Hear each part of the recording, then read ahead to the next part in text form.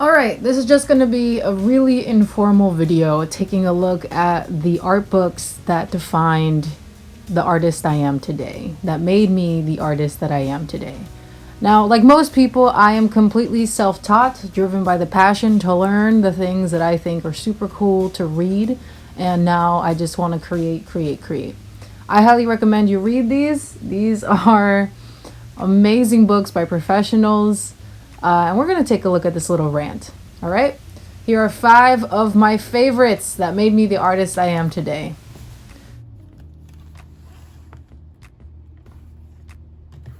Here you go. Book number 1. By the one, the only, recognized by his fans like myself as the Bob Ross of manga, Mark Crilley.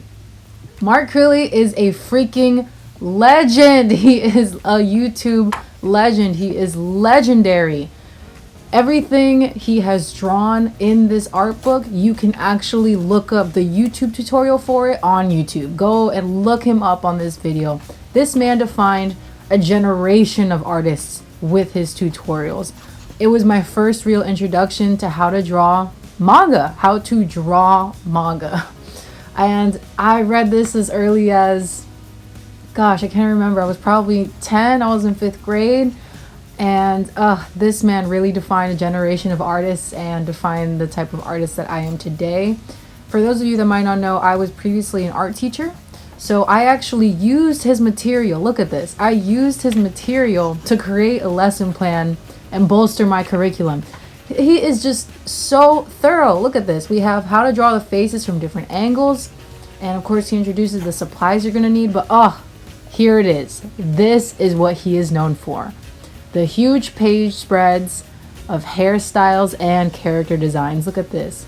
20 female hairstyles. So awesome. And if I flip the page, boom, we have 20 male hairstyles. Every character is unique. Check it out. Every hair strand is detailed. The hairstyles are all different. And each character stands out on its own. And of course, it's accompanied by a description on the hairstyle itself. Oh, and this aspect about drawing elderly people or plus-sized people was my real introduction to drawing people. But this page spread right here, 101 manga eyes. This is freaking incredible.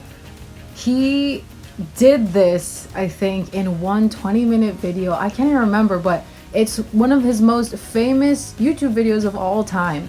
I can easily pick out 4 decades worth of comic style in here. This is so cool. I can see like the anime style from the 80s, the 70s, the 90s, the early 2000s. We have eyes ranging from hyper realistic to super cartoony.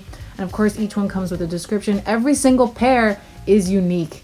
And that is really hard to do. Huge inspiration to everybody. Honestly, you can tell this guy really enjoys reading comics and has watched a lot of anime. Again, this book is really useful if you've never read manga before, because he not only draws all of this as an example, but he demonstrates the diversity in different comic styles. And I think his chapter on proportions and poses does a perfect example of that. So again, if you've never drawn comics, if you've never read manga before, it's just really useful. Look at all this. Even if you don't want to go super cartoony, you can learn this and apply it to some traditional art skills. Oh my gosh, the chibi episode! Oh, I love it. This is where I learned how to draw my chibis. Mark Crilley was the original sensei. Highly recommend this book. First one of a trilogy, Mastering Manga. And speaking of the trilogy, here we go with the second book, Mastering Manga number 2. Yup, I am literally recommending the same artist, but his books get better and better. So this one has more focus on clothing design, on how to draw the actual manga panels in your comics. So it's just, he's really organized with the way that the lessons progress. So I highly recommend getting your hands on the trilogy, Mastering Manga 1, 2, and I never got my hands on number 3, but I will one day, I swear. So obviously you have here the review lessons, similar to book 1, but the emphasis here is going to be more on clothing and details. So actually progressing on the previous lessons. Once again here, reviewing what materials you're going to use, breaking it down for somebody that has yet to be introduced. For me, more than anything, the section of this book that has impacted me the most is this one right here. Here we go. The anatomy of a panel. This is where I learned how to make my story interesting using different shots, different panel layouts and designs, how to make my story interesting and really flow with the narrative. Dragon Art. This is the Dragon Art series by J. Neon Dragon Pfeffer, a legendary female artist who I think has inspired many people, because I remember more than one person in my school actually buying these books. This used to be in not just Barnes and Nobles, but this used to be at A. Seymour back when it still existed. Oh my gosh, this book is so nostalgic. I had a huge, not only did I have an anime phase, but I actually had a huge dragon phase. Does anybody else have a dragon phase? Anyway, this is where I explored the fantasy creature designs, and I was really introduced to diversity of color palette and diversity of character. Fantasy creatures like dragons, Medusas, sexy, beautiful women that were super dangerous too. Super dope. I love Pfeffer's style. This book is also really organized. Check it out. So we have drawing humans, the introduction, and then how to draw things of fairy tale, things of legend, things that go bump in the night, and my favorite part of the book that we're going to take a look at, fashion central. Because drawing clothing is really hard to do, and you got to be diverse with your clothing design, or else no one's going to want to look at your work. And this really helps define your characters. Oh my gosh. So this book is not only really good for novices, people that have just not been introduced to this style before, but I think it's also really useful for advanced people.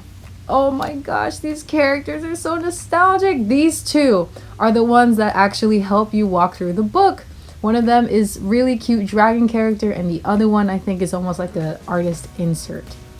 And her style of teaching, in every lesson, you're being taught how to use building blocks instead of just like a skeleton. So you use building blocks, and then from there she adds on the spine and how to build your character properly. But look at these pages. Every single one of her pages is freaking eye candy. Huge difference from the Mark Crilley books.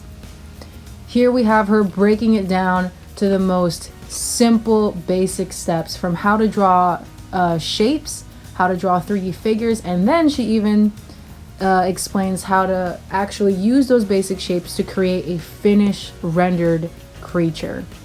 Look at that, cross-hatching, shading. If it wasn't for her, I don't think I would have been introduced to this, one of the most important aspects of this book. Not just the different types of pens you can use, but the color wheel. Look at this, how to color digitally. Now, when I was younger, I really didn't have to use that because I wasn't coloring digitally, but now it really helps. And at the bottom of her books, you have this really cute dragon spinning. So much detail and attention paid. This book is so cool. I remember getting it as a gift in Christmas and going nuts. I drew almost every character. Here we go. Fashion Central. These costume designs are super important. Let's check it out. Oh, so cool. I grew up on Lord of the Rings, Star Wars, fantasy stories, just warriors battling it out. So I really like this aspect of breaking down costume design using character tropes. So we started off with a warrior, now we have a ranger. Oh my gosh, these two characters! I can picture my sketchbook right now, the two characters that I used to draw all the time. And that was how to draw fantasy characters. Let's move on to the second book in the series, Dragonar Evolution. So like I mentioned before, Dragonar Evolution kind of fed into my dragon phase. But once again, J. Neon Dragon Pfeffer is showcasing her spectacular designs. These huge colored in page spreads, again with the eye candy. Every single design is unique, has a different color palette, and is just oozing with personality. That's my favorite aspect of this book. Look at this. How does she come up with this stuff? This one looks like it was inspired by a mosquito. Her attention to the muscles and the flow of the curving bodies, I think, was one of my biggest inspirations when it comes to drawing muscles. Oh, this is so cute. The dragon hatchling. So not only does she teach you how to draw the adults, but we walk through how to draw the baby version. So the ferocious adults compared to the cute and cuddly smaller versions. And notice how at the top of most of these pages, you have the two characters still walking you through the book. Like I said, each one is just oozing with personality. And this tutorial here, again, follows the building block organization strategy. So you got your building blocks, you add the spine, then you go in to add the muscles and curves, the hair, the smile of your dragon. This butterfly dragon is so pretty. And again, the color palettes stand out. Her digital art is incredible, just absolutely incredible. And it's specific, it's unique to her style. So I think now that I have my own digital software, the ice dragon, I can somewhat mimic her style. At least I should. That'd be good practice. So cool. I hope this book honestly inspires more people to learn how to draw fantasy creatures with animalistic aspects and explore color palette designs and how it fuses into a character. This one right here, speaking of eye candy, she has a description of what type of dragon it is and why it's designed the way it is. It's like a zombie undead creature and how powerful it is. Look at that. The attention to detail in the horns, the bones, the muscle sinews sticking out, the organs falling out, and the tattered wings. It gives it this aged effect. And the color palette is spectacular. Once again, at the bottom of her pages, we have this awesome, cute little animation of the tutorial process. Love this dragon art series. Last but certainly not least, this iconic legend right here, Shonen Jump. This is a Shonen Jump magazine that was gifted to me by my awesome anime crazed cousin. I also got this for Christmas. Oh my gosh, there's nothing like it. I don't think anyone could ever find this again. This is incredible. So we have a look here at a genuine Shonen Jump magazine, and you're probably wondering, this isn't a tutorial book. What the heck are you showing us this for? Well, you can't draw comics if you don't read comics and enjoy the medium. Oh my gosh, this was my childhood, Inuyasha. I didn't play this RPG game, never had access to any video games, but just goes to show purpose of this magazine. Look here, we got One Piece. The purpose of this magazine is to advertise the new manga and series that are coming out.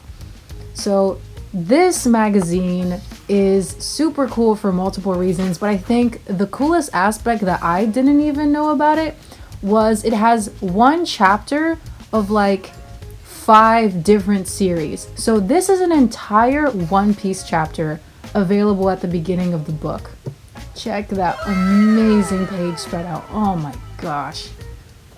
And then if I flip through the pages some more, I'm going to jump into, boom! I jumped into Yu-Gi-Oh! Check that out.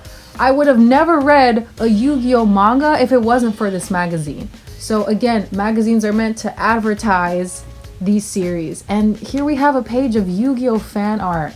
Oh, that's so cool. I feel like I never see this anymore. Wow. And having to read it in my hands is the coolest aspect too. I would never read Yu-Gi-Oh! And if I flip some more, boom! I'm in Naruto. Check it out.